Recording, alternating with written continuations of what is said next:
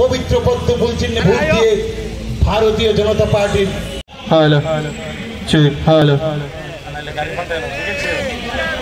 Hello তারপর সমস্ত ওটু থাকবে। তারপর সবার শেষে আরেকটা সাউন্ড সিস্টেমের গাড়ি থাকবে।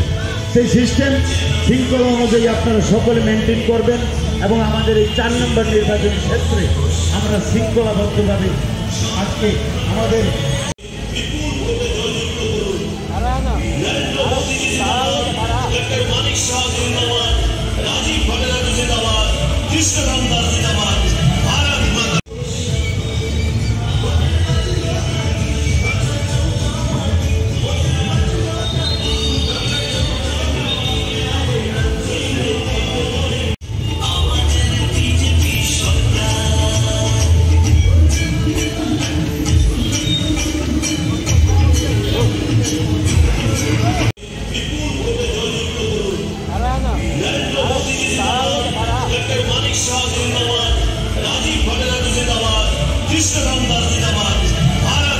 কিরকম চলছে প্রচার, কি মনে হচ্ছে? খুবই ভালো।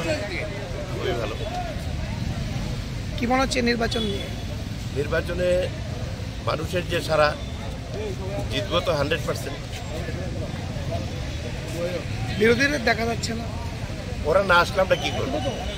আমরা তো ওদেরকে লুক দিতে পারবো না, আর ওদেরকে মিটিং করার জন্য আয়োজনও করতে পারবো না। নির্বাচন কমিশনের যে নিয়ম, ওরা সিকিউরিটি চায়। সিকিউরিটি চাইতে গেলে পুলিশের কাছে যেতে হবে, অ্যাপ্লিকেশন করতে হবে, পারমিশন নিতে হবে। পুলিশ বসে আছে, নির্বাচন কমিশন সাফিসিয়েন্ট আধা সামরিক বাহিনী এবং সিকিউরিটি দেওয়ার জন্য তৈরি আছে। কিন্তু নির্বাচন প্রক্রিয়ায় যে সমস্ত জিনিসগুলি করার কথা সেই সমস্তভাবে সেই দিক দিয়ে না এগিয়ে ওরা শুধু প্রচার করছে, আমাদেরকে বাধা দেয়, আমাদেরকে করতে দেয় না। এগুলি গতকালকেও সর্বদলীয় মিটিং ডিএম ডেকেছিলেন, সেই জায়গায় ওরা বলছে যে আমাদেরকে মারধর করছে, আমাদের উপর টর্চার করছে, আমাদেরকে হুমকি দিচ্ছে, আমরা নির্বাচনী প্রচার করতে পারি না।